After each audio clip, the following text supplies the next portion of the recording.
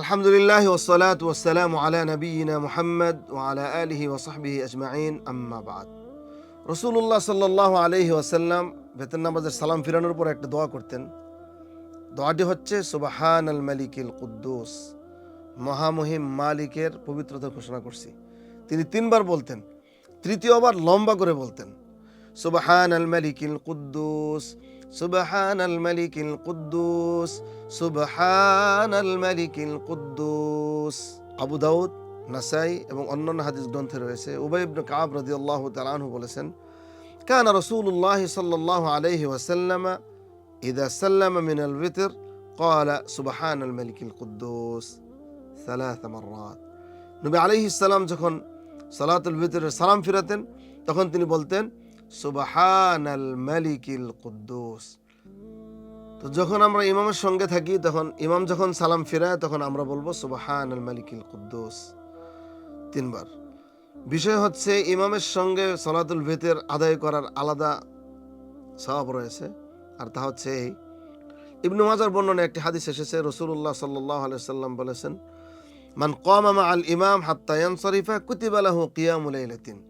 যে ব্যক্তি ইমামের সঙ্গে শেষ পর্যন্ত নামাজে থাকবে কিয়ামুল লাইলের সওয়াব সে লাভ করতে পারবে। এই বিশাল একটি সওয়াব। আমরা অনেকেই 4 রাকাত পরে, 8 রাকাত পরে, 10 রাকাত পরে চলে যাই, ইমামের সঙ্গে ভেতরটা আমরা পড়ি না।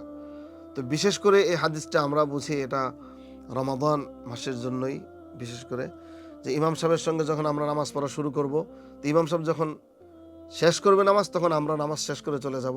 তাহলে আমরা সারা রাত্রি কিয়ামুল লাইল আদায় করার সব পেয়ে যাব। আল্লাহ তাআলা আমাদেরকে তৌফিক দান করুন। এবং এই আমলটি মহিলারাও করতে পারে। যখনই তারা সালাম ফিরাবে তখন বলবে সুবহানাল মালিকিল কুদ্দুস, সুবহানাল মালিকিল কুদ্দুস, সুবহানাল মালিকিল কুদ্দুস। এখানে একটি গুরুত্বপূর্ণ বিষয় হচ্ছে এই আমলটি অনেক সমাজেই প্রতিষ্ঠিত নাই। আমি দেখেছি অনেক মসজিদে বা অনেক জায়গায় এই আমলটি করা হয় না। সুবহানাল মালিকিল কুদ্দুস অনেকে জানেই না।